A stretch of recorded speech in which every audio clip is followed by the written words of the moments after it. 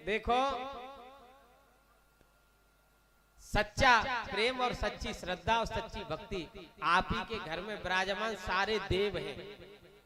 आप भगवत स्वरूप अपने बच्चों को देखिए, आप भगवत स्वरूप अपने माता पिता अपने बड़ों को देखिए, आप भगवत स्वरूप में अपने सास ससुर को देखिए, आप भगवत स्वरूप में अपने पति को देखिए। और मैंने पति तू कह रहा हूं भैया तुम भगवत स्वरूप अपनी पत्नी में देखो। हाँ अब आई बात कायदा आई के नहीं बिल्कुल।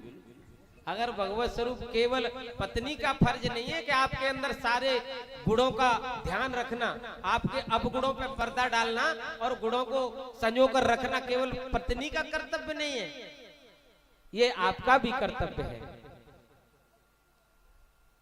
जिस घर में नारी का सम्मान नहीं होता वो घर घर नहीं हो सकता, वो घर नरक के समान होता है। जिस घर में नारी के साथ मारपीट होती है, जिस घर में नारी के साथ बदसलूकी की जाती है, जिस घर में नारी का सम्मान नहीं होता वो घर घर नहीं हो सकता, वो घर नरक के समान है। ये आजमा के देख लेना, क्योंकि नारी वही नारी है, नारी वही नारी है जो माता भी है, पत्नी भी है, बहन भी और पुत्री भी है।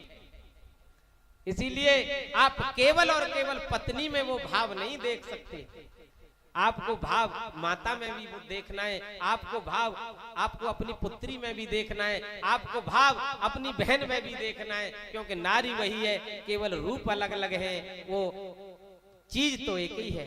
इसीलिए आप सदैव अपने भगवत भाव से अपने परिवार में अपने बच्चों में वो प्रेम देखिए, आपको किसी तीर्थ करने की आवश्यकता नहीं है।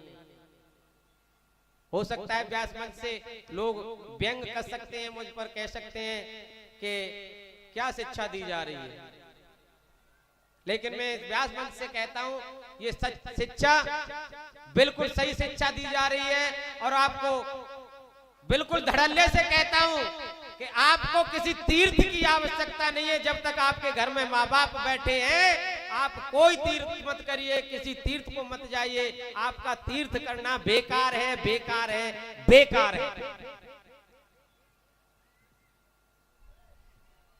श्री सुखदेव जी